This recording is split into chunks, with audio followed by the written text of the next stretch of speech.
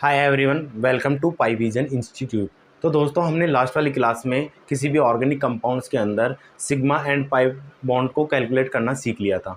आज हम इसी टॉपिक्स का सहारा लेकर के हाइब्रिडाइजेशन निकालना सीखेंगे। किसी भी ऑर्गेनिक कंपाउंड्स के अंदर हम उसका हाइब्रिडाइजेशन निकालना सीखेंगे। तो चलिए, हमारा आज का टॉपिक रहने वाला है हाइब्रिडाइजेशन। हम बात करेंगे बेसिक ऑर्गेनिक केमिस्ट्री में आज के लेक्चर में हाइब्रिडाइजेशन की। हाइब्रिडाइजेशन, देखो मैं आपको एक बात बता देता हूँ। किसी भी ऑर्गेनिक कंपाउंड्स या किसी भी मॉलिक्यूल के अंदर हाइब्रिडाइजेशन किसका निकाला जाता है? ओनली फॉर सेंटर एटम का, राइट। सराउंडिंग एटम का हाइब्रिडाइजेशन कभी नहीं निकालते। तो किसका निकालते हैं? Only centre atom. Centre atom का हाइब्रिडाइजेशन निकालते हैं, राइट। और सेंटर एटम के हाइब्रिडाइजेशन निकालने के लिए हमको किसकी आवश्यकता होती है? उसके लिए हम सबसे पहले देखेंगे हाइब्रिडाइजेशन नंबर। क्या निकालेंगे? Hybridisation number. Hybridisation number, hybridisation number की सहायता से हम किसी भी मॉलिक्यूल के हाइब्रिडाइजेशन की बात कर सकते हैं, राइट। अभी हाइब्रिडाइजेशन नंबर कैसे निकालते हैं, इसके लिए हमको देखना पड़ेगा नंबर ऑफ सिग्मा बॉन्ड और नंबर ऑफ पाई बॉन्ड्स। क्या क्या कैलकुलेट करना पड़ेगा? Number of sigma bond plus number of lone pair, right.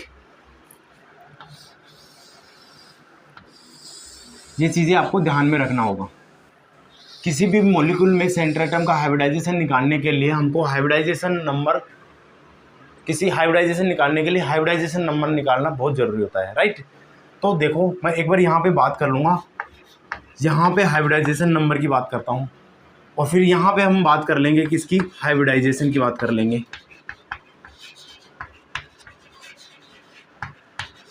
Right.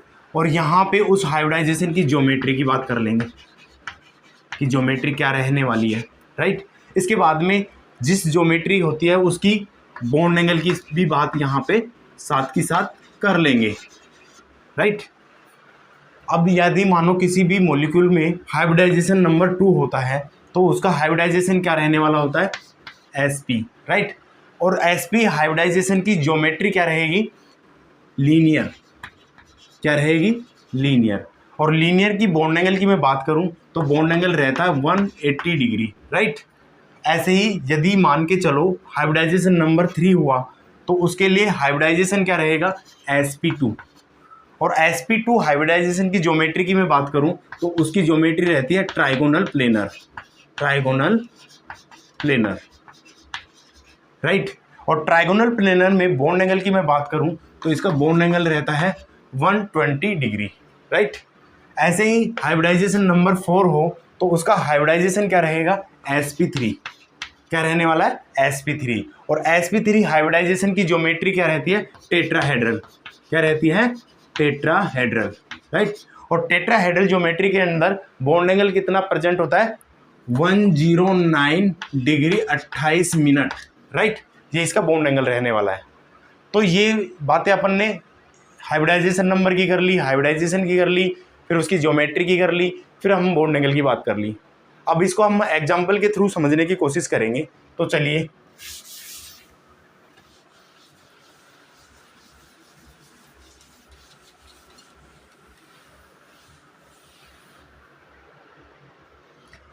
हम अब यहाँ पे किसी भी एग्जाम्पल के माध्यम से किसी भी ऑर्गेनिक कंपाउंड्स के हाइब्रिडाइजेशन निकालने की कोशिश करेंगे। जैसे कोई एग्जाम्पल हुआ हमारे पास CH3 CH2 CH3, राइट। अब इसमें हम क्या करेंगे? सबसे पहले हम नंबर ऑफ सिग्मा बॉन्ड को काउंट करेंगे। और नंबर ऑफ सिग्मा बॉन्ड को काउंट करने के लिए हमको क्या करना पड़ेगा? इसकी कंप्लीट स्ट्रक्चर रिप्रेजेंटेशन बनानी पड़ेगी। इसकी कंप्लीट स्ट्रक्चर रिप्रेजेंटेशन क्या रहेगी? ये वाली रहेगी, C CH CH C CH CH, जो कि हमने लास्ट वाले लेक्चर में बात कर लिया था, राइट। अब यहाँ पे नंबर दे दिए 1 2 3। नंबर 1 कार्बन के लिए हम हाइब्रिडाइजेशन की बात करें तो यहाँ पे देखिए, सबसे पहले इस वाले कार्बन पे नंबर ऑफ सिग्मा बॉन्ड कितने होंगे? 1 2 3 4, क्योंकि सारे सिग्मा बॉन्ड क्या होते हैं? सिंगल होते हैं। तो यहाँ पे इस कार्बन पे नंबर ऑफ सिग्मा बॉन्ड कितने हुए? 4। और नंबर ऑफ लोन पेयर कितने होंगे 0, यानी कि हाइब्रिडाइजेशन नंबर कितना रहेगा यहाँ पे, हाइब्रिडाइजेशन नंबर रहेगा 4, और 4 हाइब्रिडाइजेशन नंबर के लिए हाइब्रिडाइजेशन क्या रहता है sp3, राइट। तो इस कार्बन का क्या रहेगा sp3 हाइब्रिडाइजेशन रहेगा। ऐसे ही आप यहाँ पे बात कर सकते हैं सेकंड वाले कार्बन की। सेकंड वाले कार्बन पे जाइए, इस वाले carbon number of sigma bond कितने रहेंगे, देखो ये सिंगल बॉन्ड है sigma sigma, total number of sigma bond कितने हैं, नंबर ऑफ सिग्मा बॉन्ड है 4, टोटल लोन पेयर कितने होंगे 0, यानी कि यहाँ पे हाइब्रिडाइजेशन क्या रहने वाला है 4, और 4 हाइब्रिडाइजेशन के क्या रहेगा sp3 हाइब्रिडाइजेशन रहेगा, यानी कि इस कार्बन का भी क्या रहेगा हाइब्रिडाइजेशन sp3। ऐसे ही आप इसका भी निकाल सकते हैं, नंबर 3 कार्बन का हाइब्रिडाइजेशन निकाल सकते हैं। ये सेंटर एटम हुआ, ये सराउंडिंग एटम हुए, ये सिंगल बॉन्ड, ये सिंगल बॉन्ड, ये सिंगल बॉन्ड क्या होते हैं sigma, number of sigma bond कितने होंगे 4, लोन पेयर कितने रहने वाले 0, हाइब्रिडाइजेशन कितना रहेगा 4, और 4 के लिए क्या रहेगा हाइब्रिडाइजेशन sp3। तो 3 वाले कार्बन का भी क्या रहेगा sp3 हाइब्रिडाइजेशन रहेगा, राइट। अब नेक्स्ट बात करें तो नेक्स्ट एग्जांपल, सेकंड एग्जांपल में बात कर लीजिए। ये कोई हमारे पास मॉलिक्यूल है, ऑर्गेनिक कंपाउंड है। अब इस ऑर्गेनिक कंपाउंड में ये नंबर 1 2 3 4 ये सारे क्या हैं कार्बन, 4 कार्बन की चेन है, तो इनमें चारों कार्बन का हाइब्रिडाइजेशन अपन को बताना है। तो इसके लिए सबसे पहले हम क्या करेंगे, वही कीजिए जो पहले किया था अपन ने, क्या कंप्लीट स्ट्रक्चर रिप्रेजेंटेशन कीजिए।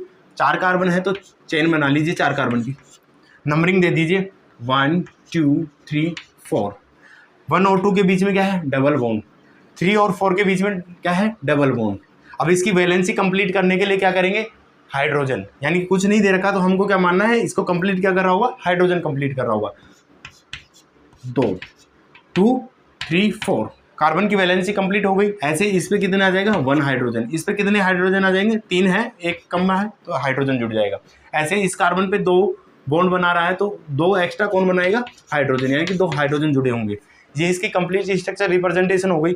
अब यहाँ पे अपन को क्या करना है, नंबर 1 कार्बन का हाइब्रिडाइजेशन बताना है। इसके लिए क्या करेंगे, नंबर ऑफ सिग्मा बॉन्ड और पाई बॉन्ड को कैलकुलेट करेंगे, राइट। तो यहाँ पे सिग्मा बॉन्ड कितने होंगे, ये सिंगल है तो सिग्मा, ये सिंगल है तो सिग्मा, और जहाँ डबल बॉन्ड होता है वहाँ पे एक सिग्मा होता है, एक क्या होता है पाई बॉन्ड होता है, राइट। तो यहाँ पे क्या है, यहाँ पे total number of sigma bond कितने रहेंगे, नंबर ऑफ सिग्मा बॉन्ड 3 है, लोन पेयर कितने होंगे 0, तो यहाँ पे हाइब्रिडाइजेशन नंबर कितने रहेंगे 3, और 3 के लिए हाइब्रिडाइजेशन नंबर यदि 3 हो तो उसका हाइब्रिडाइजेशन क्या रहता है sp2, क्या रहता है sp2। तो यानी कि इस पहले वाले कार्बन पे कितना रहेगा हाइब्रिडाइजेशन sp2 हाइब्रिडाइजेशन रहेगा। ऐसे ही यहाँ पे सेकंड वाले कार्बन की कैलकुलेशन कर सकते हैं। तो यहाँ पे कीजिए, ये सिग्मा हुआ, ये सिग्मा हुआ, टोटल सिग्मा बॉन्ड कितने हुए 1 2 3, टोटल सिग्मा बॉन्ड कितने हुए 3, लोन पेयर कितना है 0, हाइब्रिडाइजेशन क्या रहेगा sp2, क्योंकि स्टेरिक नंबर कितने या हाइब्रिडाइजेशन नंबर कितने हैं 3, तो यहाँ पे हाइब्रिडाइजेशन इसका सेकंड कार्बन का क्या रहेगा sp2। ऐसे यहाँ पे आप कैलकुलेट कर सकते हैं, इसके लिए भी कीजिए। एक जब डबल बॉन्ड होता है तो पहला क्या होता है सिग्मा, सेकंड क्या होता है पाई, ये क्या है सिग्मा, तो इस कार्बन पे टोटल सिग्मा बॉन्ड कितने हैं 3, total number of lone pair कितने हैं 0, तो हाइब्रिडाइजेशन नंबर कितना है 3 के लिए क्या रहेगा sp2। समझ में आ गया। तो इस वाले कार्बन का हाइब्रिडाइजेशन क्या रहेगा sp2। ऐसे ही यहाँ पे भी इसका हाइब्रिडाइजेशन नंबर रहता है 3, और 3 के लिए हाइब्रिडाइजेशन नंबर 3 है, तो यहाँ पे क्या रहेगा हाइब्रिडाइजेशन रहेगा sp2। समझ में आ गया ना। ऐसे हम किसी भी ऑर्गेनिक कंपाउंड्स में उसके कार्बन की हाइब्रिडाइजेशन आराम से कैलकुलेट कर सकते हैं। इसके लिए हमको क्या कैलकुलेट करना पड़ेगा, सबसे पहले हमको नंबर ऑफ सिग्मा बॉन्ड और पाई बॉन्ड कैलकुलेट करेंगे। इसके बाद में क्या है, और एग्जाम्पल का सहारा लेके समझ लेंगे हम हाइब्रिडाइजेशन नंबर को। जैसे हमारे पास ये एग्जाम्पल है, ये मोलिक्यूल है, राइट, ये मोलिक्यूल है हमारे पास, सॉरी ये वाला, राइट। ऐसे ही यहाँ पे इस मॉलिक्यूल में भी बात कर लेंगे अपन।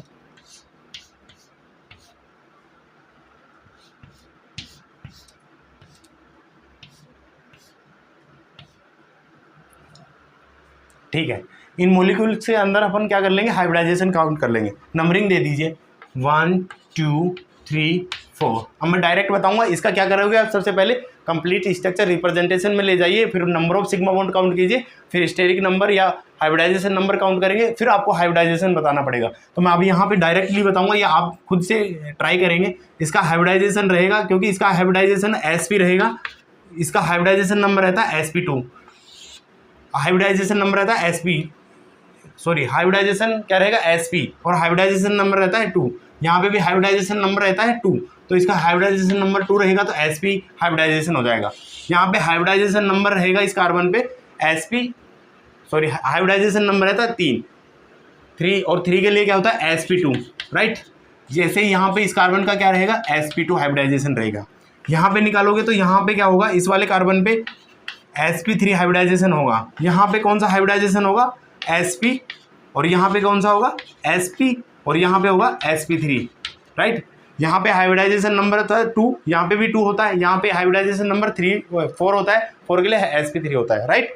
ऐसे इस कार्बन पे आप कंप्लीट स्ट्रक्चर बना के number of sigma bond count कीजिए और फिर उसके बाद में हम हाइब्रिडाइजेशन बता पाएंगे।